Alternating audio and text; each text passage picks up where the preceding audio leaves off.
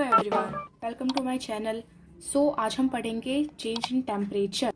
तो हमने first part में ये देखा था कि हमने केमिकल रिएक्शन के बारे में पढ़ा था और हमने उसके कैरेक्टरिस्टिक के बारे में जानी थी। तो हमने 3 कैरेक्टरिस्टिक पढ़ ली थी। तो अब हम चौथी कैरेक्टरिस्टिक पढ़ेंगे जिसका नाम है चेंज इन टेम्परेचर।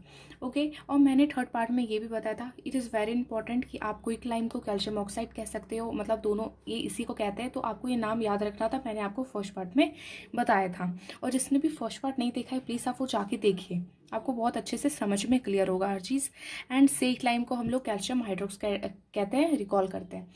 ओके, तो चलिए इसको आप अभी ध्यान नहीं दीजिए, इससे पहले हम लोग एक्टिविटी करते हैं, उसमें ज़्यादा फोकस करेंगे। तो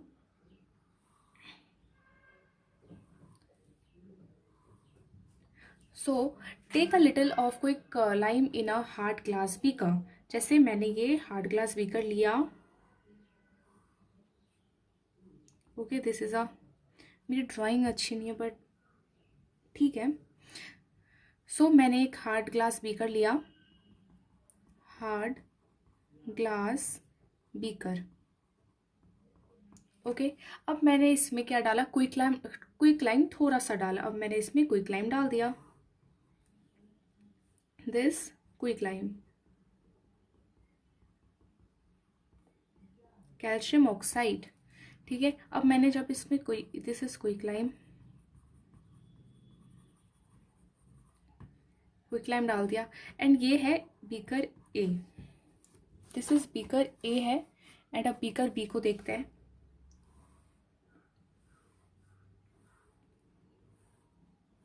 तो फिर मैंने इसी बीकर में, ओके, मैंने इसी वाले बीकर में क्या किया, पहले से यहाँ पे देखिए, पहले से यहाँ पे मैंने क्या डाल के रखा था, क्विक लाइम मैंने पहले से डाल के रखा था, क्विक लाइम। एंड ये हार्ड ग्लास है। ओके, अब देखिए फिर मैंने इसमें क्या डाला, H2O। फिर मैंने इसमें फिर से अगेन इसमें मैंने H2O, फिर से मैंने इस बीकर में कुछ डाला जिसका नाम है H2O, वाटर मैंने इसमें डाल दिया। तो जब इसमें वाटर डालेंगे, ओके, जब ये दोनों मिक्स करेंगे, जब ये दोनों मिक्स हो जाएगा तो दोनों रिएक्शन हो जाएंगे। ठीक है, और जब ये दोनों रिएक्ट करेंगे ना तो क्या फॉर्म होता है, सेक lime,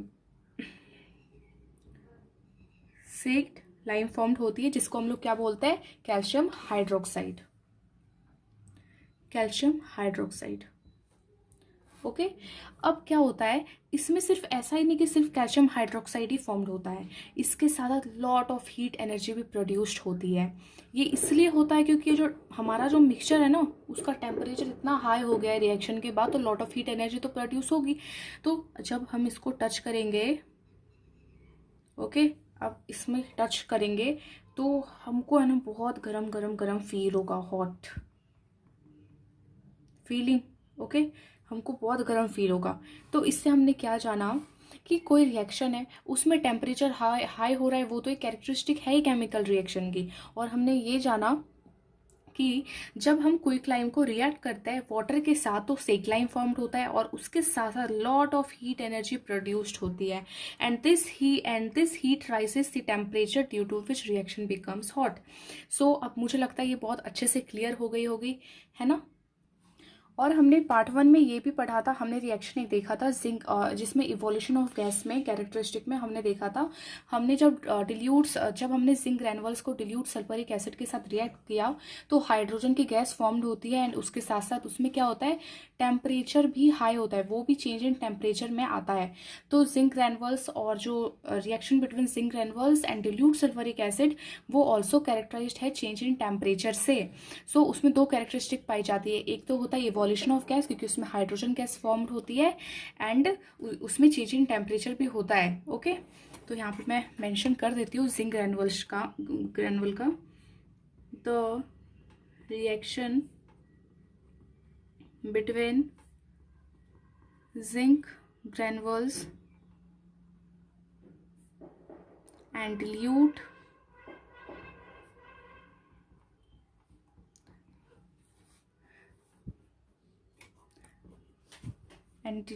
sulfuric acid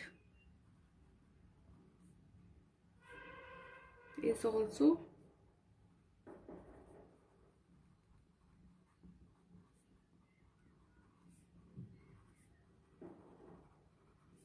change in temperature, change in temperature इसमें क्या होता है, जो कि which is rise in temperature.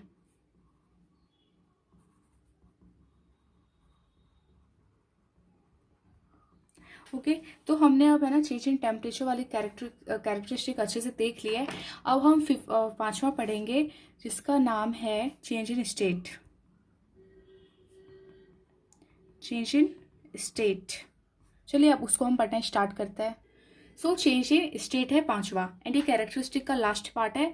तो देखिए जब हम कैंडल, अब हमने जब हम एक कैंडल लेते हैं, ओके अब एक कैंडल को जब हम बर्न करेंगे तो इसमें है ना H2O फॉर्म्ड होता है एंड CO2 फॉर्म्ड होती है। ओके जब ये बर्न होता है, सो व्हेन जब कैंडल बर्न होता है तो in the form of candle तो कार्बन डाइऑक्साइड और वाटर फॉर्म्ड होती है। अब इसमें जानने वाली क्या बात है, आप देखिए यहाँ पे क्या होता है, नाउ जो वैक्स होता है, wax is a solid, wax तो एक सॉलिड फॉर्म होती है ना, और जो वाटर है is a liquid form, is a liquid,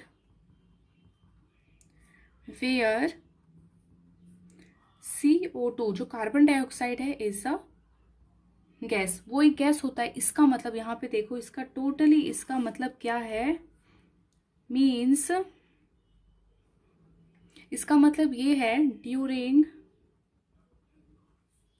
the combustion of wax,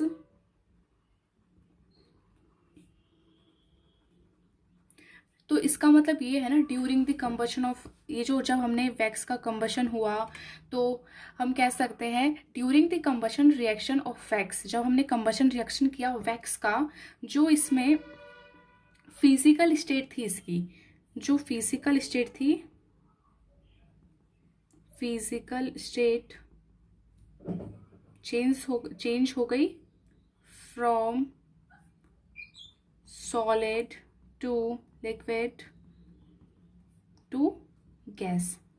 ठीक है इतना हम समझ गए कि हाँ ऐसा ऐसा हो गया, जब हमने उसको बर्न किया तो वैक्स एक सॉलिड था, वाटर एक लिक्विड था एंड CO2 एक गैस था। अब इसका मतलब ये है जब हमने कंबशन किया वैक्स का तो क्या क्या होता है, फिजिकल स्टेट चेंज हो जाती है solid to liquid, liquid to gas. तो हम कह सकते हैं कि जो कंबशन रिएक्शन है ना, हम कह सकते हैं जो कंबशन रिएक्शन हुआ कैंडल वैक्स का वो कैरेक्टराइज्ड है चेंज इन स्टेट से, from solid to liquid, liquid to gas, है ना, क्योंकि वैक्स सॉलिड है फिर वाटर में फॉर्म हुआ and formed by the combustion of wax. Okay और क्या होता है इसमें CO2 भी फॉर्म्ड होता है।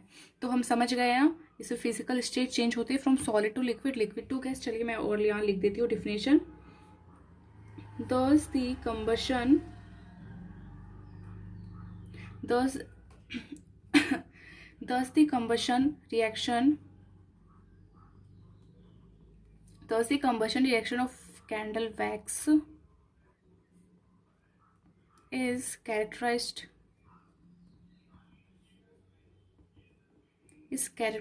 by, वो characterized है change in state,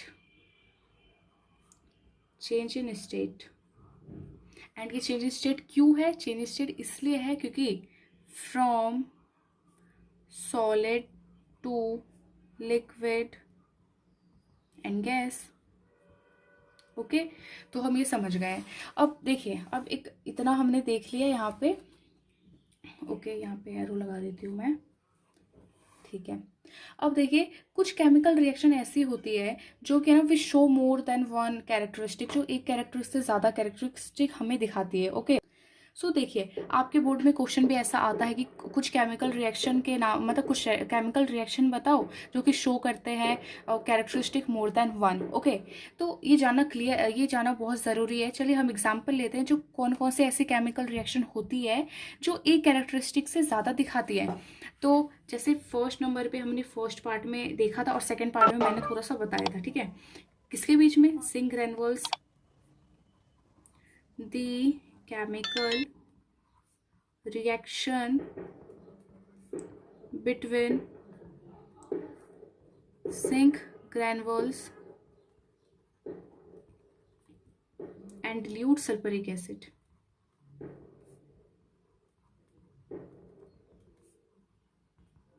एसिड। इसमें क्या होता है, एक तो change in state, okay change state तो सॉरी चेंज स्टेट नहीं होता, गलती से लिख दिया।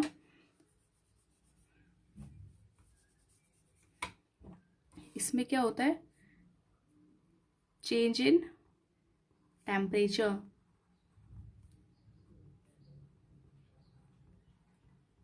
इसमें क्या होता है, चेंज इन टेम्परेचर तो होता ही है साथ साथ, और उसके साथ क्या होता है, इसके साथ साथ होता है इवोल्यूशन ऑफ गैस, जो हमने फर्स्ट पार्ट में पढ़ा था।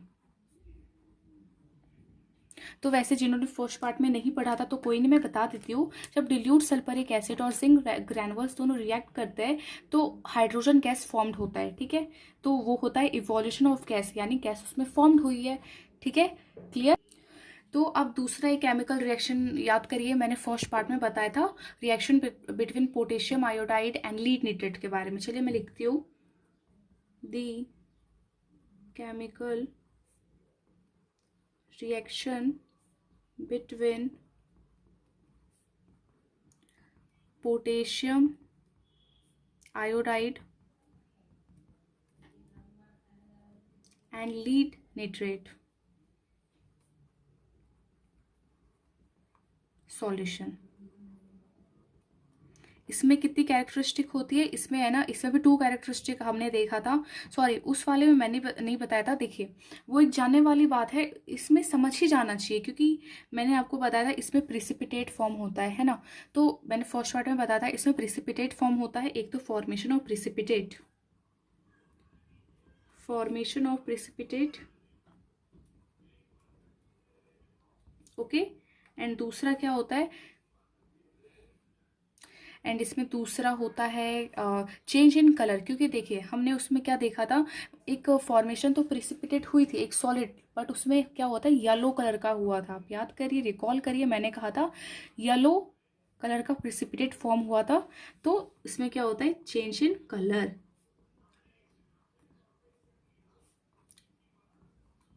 कलरलेस था पहले, देन कन्वर्ट किस में हो गया, कलरलेस से कन्वर्ट किस में हो गया, येलो में। सो आई होप आपको ये समझ में आया होगा, है ना। सो हमने कैरेक्टरिस्टिक सारी पढ़ चुकी है। अब कैरेक्टरिस्टिक पढ़ने के बाद हमारा